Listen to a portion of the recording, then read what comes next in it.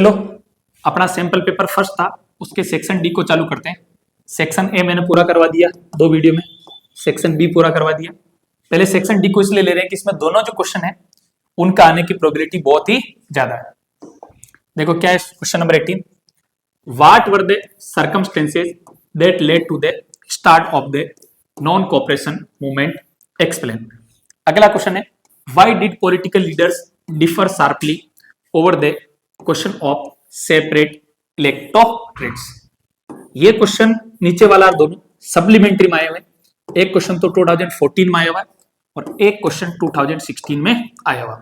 जब ये आते थे उस वक्त क्वेश्चन आता था 5 या 6 मार्क्स का, ये 5 मार्क्स में आया, ये भी 5 मार्क्स में आया। ओके, ये बोल रहा है कि कौन से सर्कमस्टेंसेस थे उसकी वजह से कंट्री के अंदर नॉन कोऑपरेशन को चालू करना पड़ा। ठीक है, देखो इसमें कुछ कंडीशन दे रखी है, मैं पहले पढ़ देता हूं फिर मैं शॉर्ट एंड स्वीट समझा दूंगा। Circumstances of the non cooperation movement, the following circumstances were responsible for the launch of non cooperation movement under the leadership of Gandhi ji in 1921। Gandhi ji की लीडरशिप में जनवरी 1921 में इसको लॉन्च किया। ये डेट जरूर आपको, ईयर मंथ का नाम जरूर लिखना। पहला क्या है, फर्स्ट वर्ल्ड वॉर हुआ ना, उसकी वजह से ब्रिटेन का क्या हुआ, डिफेंस एक्सपेंडिचर क्या हो गया, इंक्रीज हो गया। तो इन लोगों ने क्या किया, कहीं से लोन वगैरह लिया था, तो ज्यादा से ज्यादा इंडियन पे क्या इंपोज करे थे, टैक्स इंपोज करे थे। क्या करे थे, tax impose. First world war कब हुआ, 1914 to 1980। Okay, increase in the taxes, the first world war led to a huge increase in defense expenditure which was financed by the war loans and increasing taxes, custom duties were raised and income tax was introduced. Second number वाला point है, increasing prices through the war years, price increased that doubled between 1914 and 1918 leading to the extreme hardship for the common people. एक चीज होती है जिसको बोलते हैं अपन inflation. क्या बोलते हैं, इन्फ्लेशन। इन्फ्लेशन को हिंदी में बोलते हैं महंगाई। मार्केट के अंदर जितनी भी चीजें थी उनकी प्राइस क्या हो गई, इंक्रीज हो गई, तो आम आदमी की जेब के अंदर पैसा बचा नहीं, कमर तोड़ महंगाई हो गई। अगला है, for the recruitment village were called upon the supply soldiers and the force recruitment in rural areas called wide spread anger. Britain government ने क्या किया, वर्ल्ड वॉर के लिए जो रूरल एरिया है उसको टारगेट करके जोरी जबरदस्ती से सोल्जर का रिक्रूटमेंट करने लगे। ये ब्रिटिश गवर्नमेंट की बहुत बड़ी भूल थी। पांचवा, Gandhi ji disappointment, Gandhi ji help British government by providing financial and military support during first world war, hoping that the British government would grant India independence. However after the war British government took no such step for independence. देश को आजादी देने के लिए British government ने कोई भी core step नहीं लिया। लास्ट है, Rollat Act, the Imperial Legislative Council passed the Rollat Act in 1919. It gave the Empress power to repress the political activities and allow detention of political prisoners without trial for 2 years. इसमें एक line लिख सकते हो, no वकील, no दलील, no appeal. अगर doubt के base पे भी आपको उठा के कहां डाल देंगे, जेल में डाल देंगे। Okay, Jallianwala Bagh massacre on 13 April 1919, general Dyer open fire on innocent people who had gathered in the Jallianwala Bagh which resulted in killing of hundred of peoples. इसका आगे देखो, repressive policy of the government after Jallianwala Bagh massacre, the British government adopted repressive policy, people were flogged under alleged bombing. लोगों को उठा के कहां डाला गया, जेल में डाला गया और उन पर केस चलाए थे कि आपने बॉम्ब लगाया कहीं पे। Khilafat movement, Gandhi ji supported the Khilafat movement which gave support to the non cooperation movement. ये सारे इवेंट रेस्पॉन्सिबल है कौन सा मूवमेंट चालू करने के लिए, non cooperation movement. Simple straight forward है, ब्रिटिश गवर्नमेंट के किसी भी पॉलिसी के अंदर, ब्रिटिश गवर्नमेंट की किसी भी पॉलिसी के अंदर इंडियन को सपोर्ट नहीं करना है, बस ये सिंपल स्ट्रेट फॉरवर्ड। अब देखो क्वेश्चन क्या था, वापस देख लेते नीचे वाले को।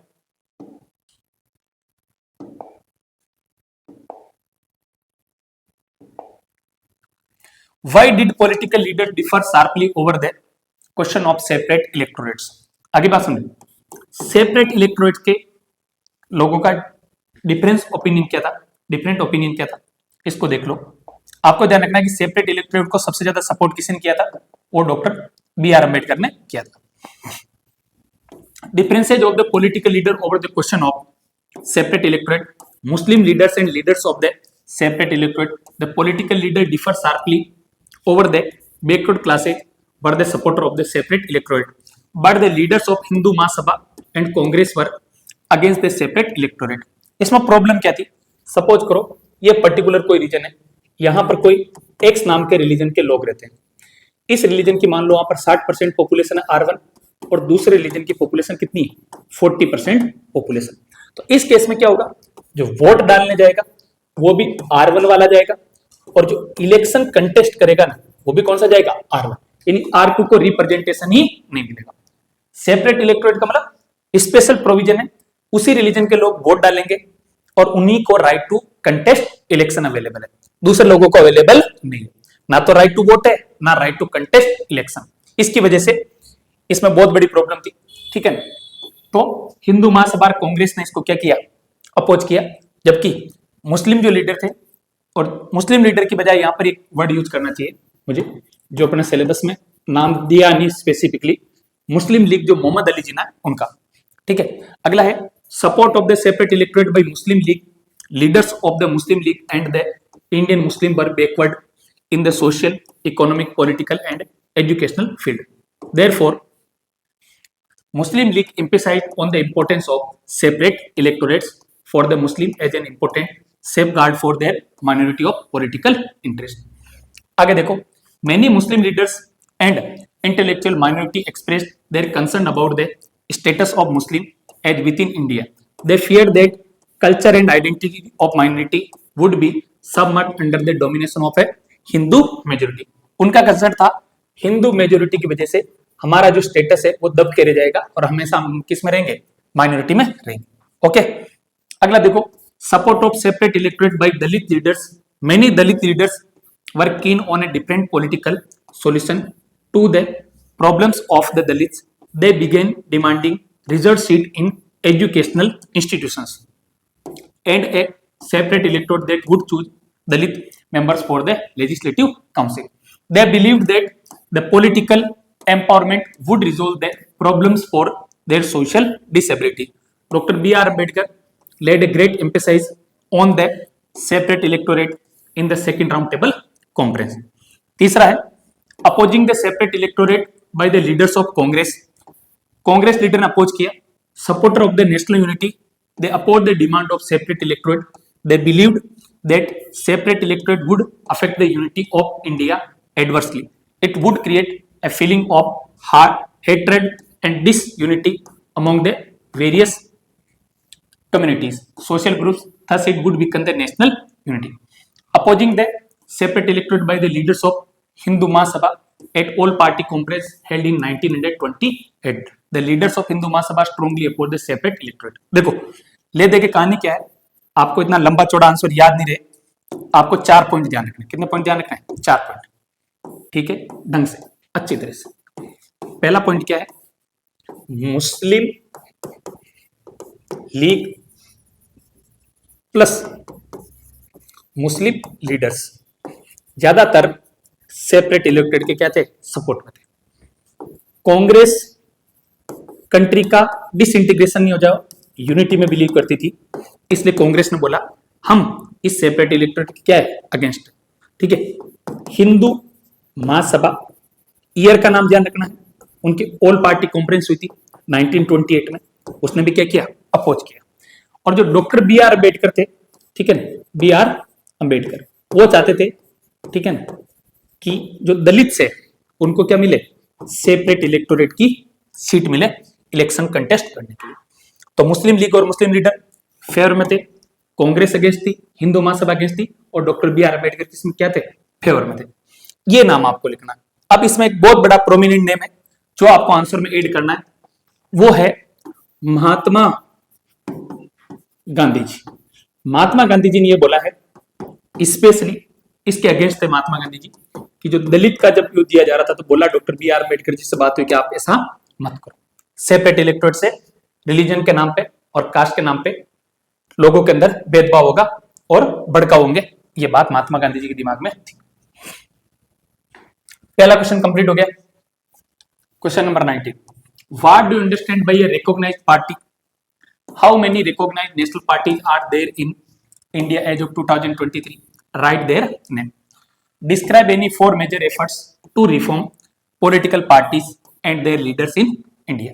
पहले अपन रिकॉग्नाइज्ड पॉलिटिकल पार्टी की डेफिनेशन देख लेते हैं।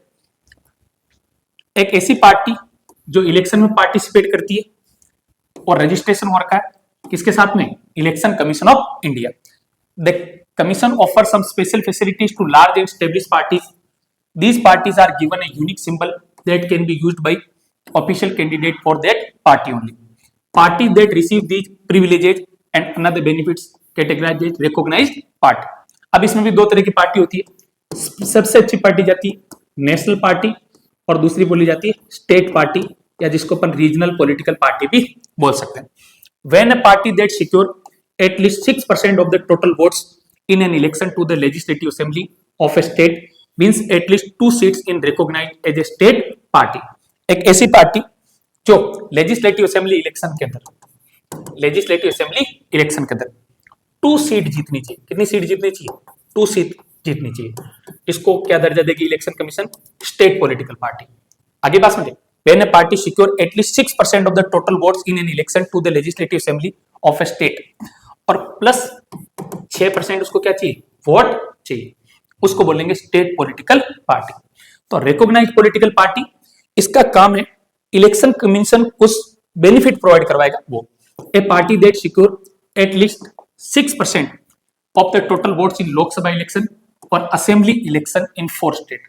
देखो 6% वोट लेकर जो लोकसभा के अंदर कोई प्रॉब्लम नहीं, या assembly election in 4 state, legislative assembly के 4 स्टेट के अंदर आपको क्या लेकर आना? 6% वोट लेकर आना। बुक में ढंग से दे नहीं रखा है तो मैं आपको थोड़ा मैथमेटिक्स की फॉर्म समझाने की कोशिश कर रहा हूं। और कम से कम इसके बाद में 4 सीट इन द क्या समझनी चाहिए? लोकसभा। ये 2 क्राइटेरिया, या तो पहला क्राइटेरिया फुलफिल कर दो, लोकसभा के अंदर पूरे कंट्री में जो इलेक्शन होगा जनरल इलेक्शन 543 सीट पे 6% वोट लेकर जो, या 4 स्टेट में जो लेजिस्लेटिव असेंबली का इलेक्शन होगा उसमें 6% वोट लेकर आना, प्लस लोकसभा में कितनी सीट जीतनी पड़ेगी? 4 सीट, तब जाके आपको नेशनल पॉलिटिकल पार्टी का दर्जा मिलेगा। अब आपको क्वेश्चन में पूछा गया ना रिकॉग्नाइज्ड पॉलिटिकल पार्टी, उसको समझाना, स्टेट पॉलिटिकल पार्टी और नेशनल पॉलिटिकल पार्टी। ये नहीं समझाओगे तो आपको 4 मार्क्स में से 2 मार्क्स देगा। तो क्वेश्चन को पढ़ना है फिर उसके आंसर को लिखना है, इसलिए मैंने इसको नया क्वेश्चन बनाया क्योंकि पीवाईक्यू में एक बार भी नहीं पूछा गया। अब इसमें टोटल कितनी पार्टी 2023? 6 political party. एक तो इंडियन नेशनल कांग्रेस है, एक भारतीय जनता पार्टी, एक बहुजन समाज पार्टी, एक communist party of India Marxist ideology की, और एक है आम आदमी पार्टी और एक नेशनल पीपल्स पार्टी। ठीक है ना, ये कहां की है? जम्मू एंड कश्मीर की। चलो अगला क्वेश्चन पे चलो। कौन कौन से 4 एफर्ट लिए गए पॉलिटिकल पार्टी में रिफॉर्म करने के लिए? सबसे पहले anti defection law. Government of India ने कॉन्स्टिट्यूशन को अमेंड किया, राजीव गांधी इंडिया के प्राइम मिनिस्टर थे। 52nd constitution amendment act 1985। इसमें बोला गया कोई भी इलेक्टेड मेंबर, चाहे एमपी हो चाहे एमएलए हो, इलेक्शन जीतने के बाद अगर कोई दूसरी पॉलिटिकल पार्टी, जैसे P1 पॉलिटिकल पार्टी से जीता और P2 पॉलिटिकल पार्टी में जाके उसको ज्वाइन कर रहा है, ठीक है, तो उसकी मेंबरशिप जा सकती है। ये तो गवर्नमेंट ऑफ इंडिया ने इंट्रोड्यूस किया बिल। अब ये ऐसा क्यों करते हैं? या तो उसको मनी मिलता है या गवर्नमेंट क्या बोलती है, आप आ जाओ हम आपको क्या बना देंगे? मिनिस्टर बना देंगे। इसलिए पहला एफर्ट तो लिया गया। Because many elected representative were indulging in defection in order to become minister or case rewards. Now the law says that if any MLA or MP changes party, he or she will lose the seat in the legislature. This new law has helped bring defection down, but due to this has made any dissent even more difficult. MPs and MLAs have to accept whatever the party leaders decide. Okay. Second वाला point क्या है? It is mandatory for the candidates to provide details of to reduce the influence of money and criminals. The Supreme Court has made it mandatory for candidate contesting election to give details of his asset and criminal cases pending against him through an affidavit. Affidavit कुछ भी नहीं, एक document है. क्या है? Document. Document में आपको अपनी पर्सनल डिटेल देनी है.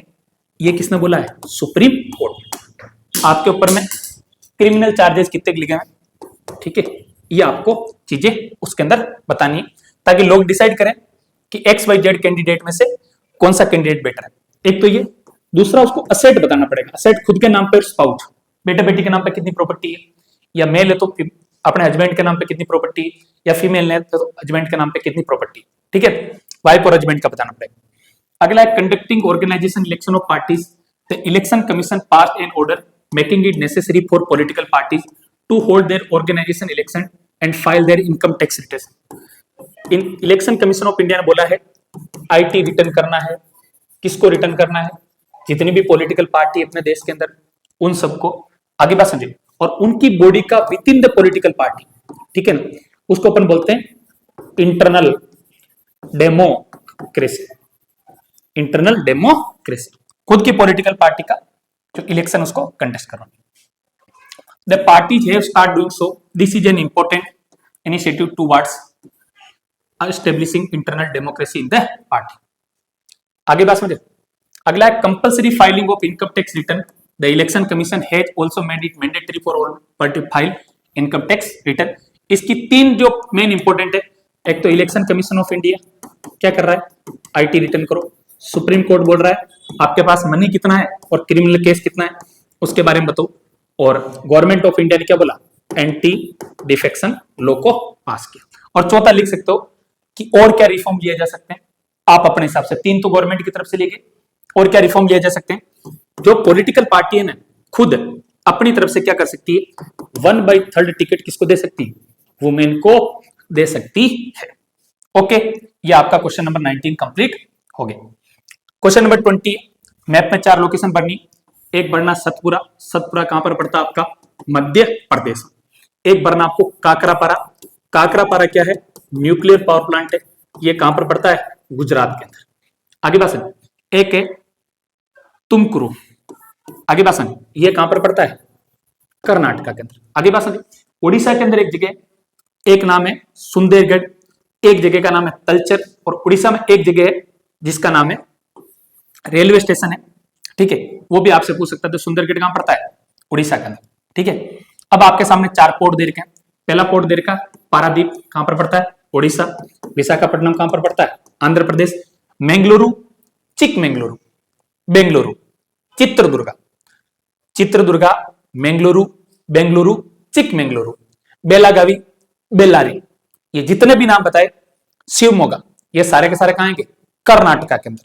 इस साल 110% कर्नाटका से एक लोकेशन डालेगा ही डालेगा. और अगला क्या है? मरमगांव. मरमगांव कहां पर है? गोवा. और मैंगलुरु कहां पर पड़ता है? कर्नाटका के अंदर. ओके, यहां तक का काम कंप्लीट हो गया. अपन अगले वीडियो मिलते हैं और सेक्शन सी को भी कंप्लीट करना बाकी.